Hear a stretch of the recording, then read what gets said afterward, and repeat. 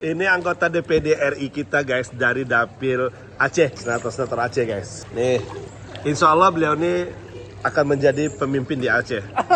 Gubernur atau wakil gubernur. Gimana Ustaz? Saya bilang Ustadz Tengku Fadil Rahmi mesti jadi orang nomor 1 di Aceh. Masalah prosesnya kan masih muda, masih panjang.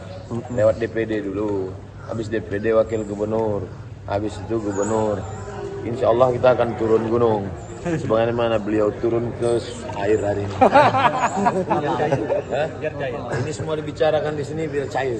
Aceh 1 berarti. Tapi ada yang minggir. ada yang minggir. Bukan Aceh 2 ya. Berproses. Berproses. Masih muda. Masih panjang perjalanan. Bus Anugerah Bus Pelangi.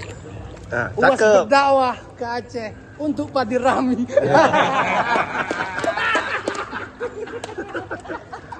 Baru dapat tadi itu. Balas Ustaz. Bus Pelangi seterang fajar.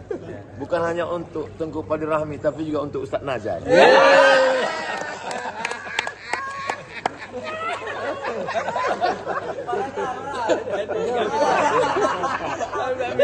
Sade manur.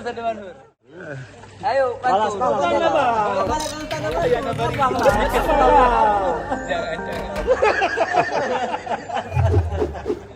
Nyelam kita lagi. Jelam.